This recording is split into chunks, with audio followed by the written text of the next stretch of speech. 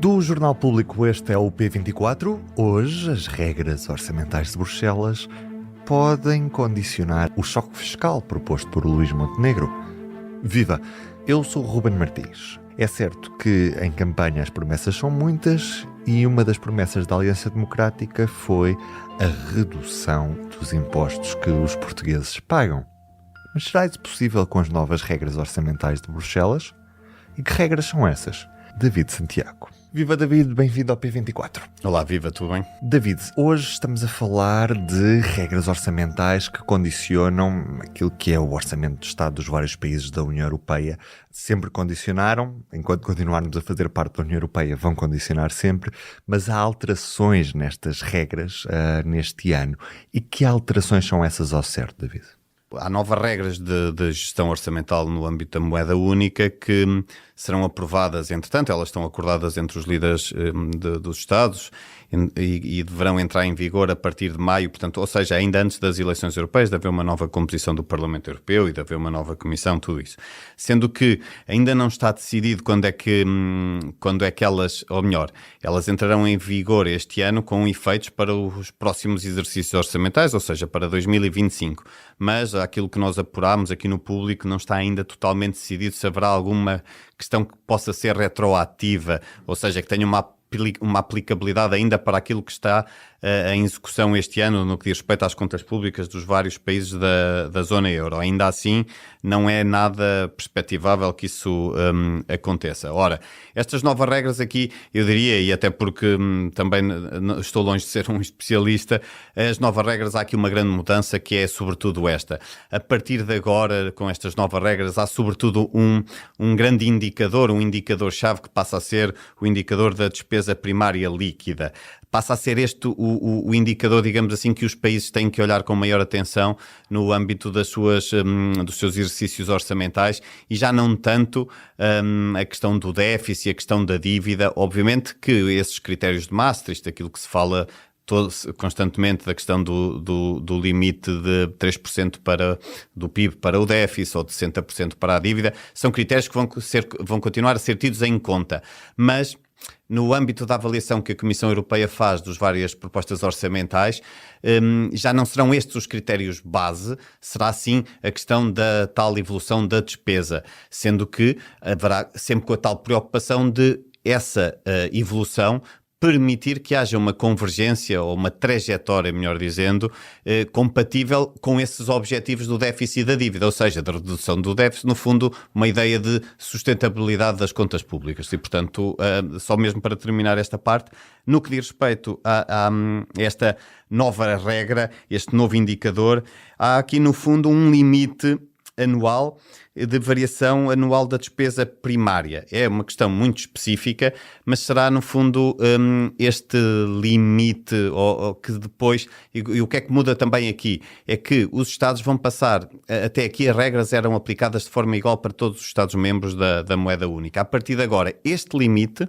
será definido tendo em conta uma negociação país a país, ou seja, a Comissão Europeia negocia país a país aquele que será o quadro que, nesse caso, esse país terá que cumprir. E, portanto, há aqui uma maior adaptabilidade às características próprias de cada país e, em função da dívida, do déficit desse país, do déficit existir, ou seja, neste caso, ou equilíbrio orçamental ou não que exista, será em função disso que a Comissão Europeia e o Estado-membro irão definir em conjunto um quadro para, digamos assim, um quadro norteador daquilo que será o exercício das contas públicas. Já vamos perceber a margem que terá o governo de Luís Montenegro para negociar em Bruxelas um orçamento mais favorável para o país, mas o que eu te pergunto, David, nós tivemos um programa eleitoral a sufrágio da Aliança Democrática, que foi o mais votado, e que prometia, de certa forma, um choque fiscal com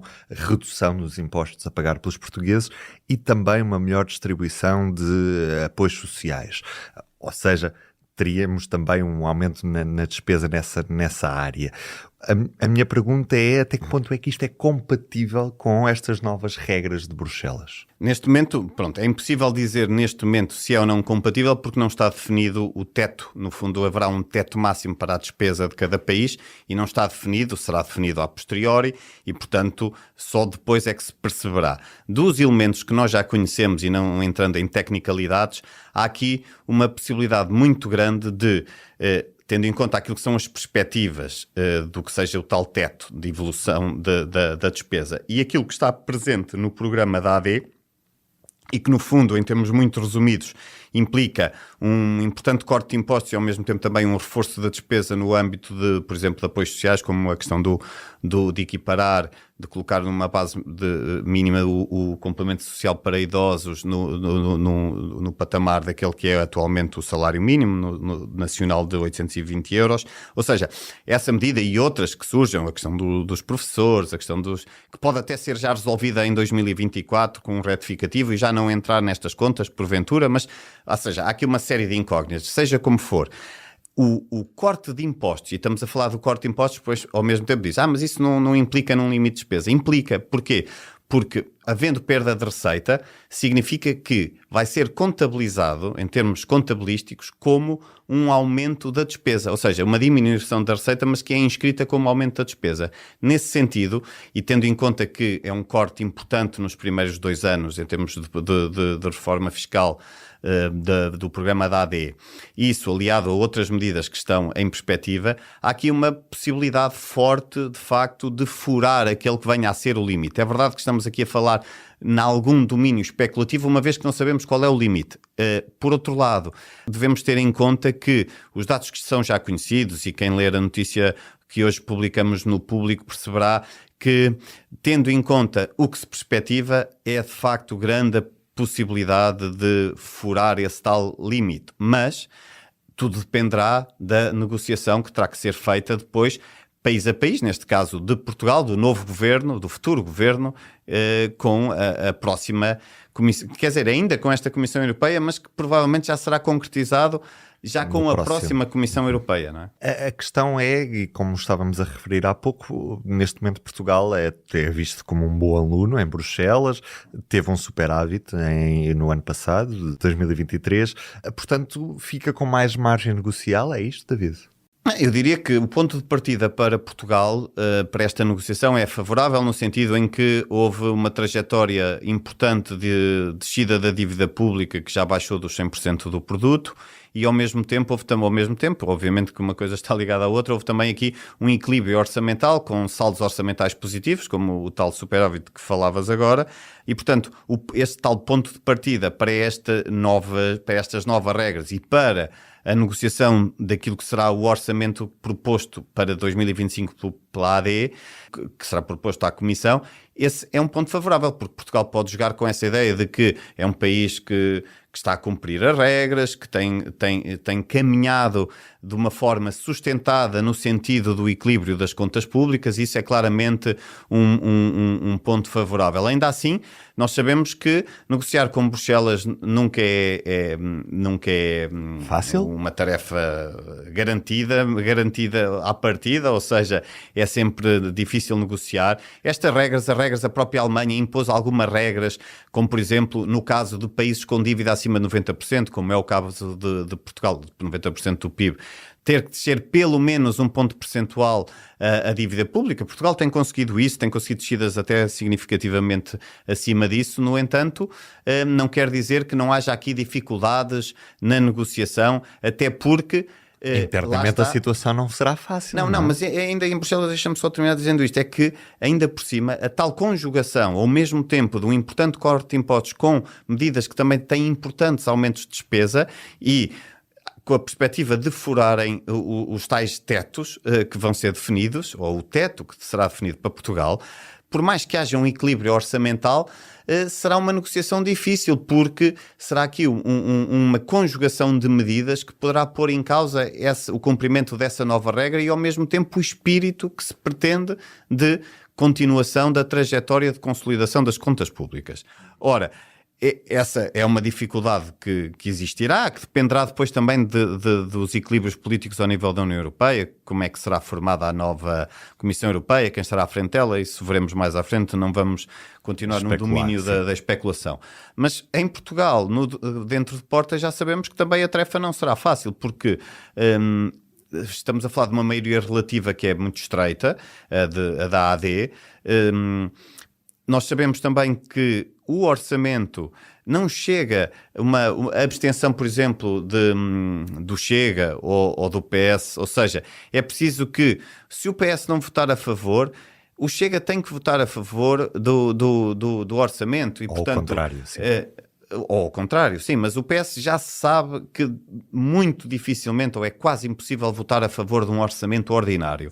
O Pedro Nuno Santos já disse que está disponível para aprovar o orçamento retificativo, que é para este ano, que se cinge a matérias muito específicas de valorização salarial de determinadas carreiras, são 3 ou 4 carreiras da função pública, mas o Chega tem tido um discurso muito errático, como noutras matérias, aliás, mas neste caso em concreto, dizendo que tanto exige um acordo de governo como um acordo parlamentar, como para o orçamento exige isto ou aquilo. A verdade é que, se olharmos e se atendermos àquilo que foi a última coisa que disse o Presidente do Chega, André Ventura, o Chega exige negociar diretamente o orçamento com a AD.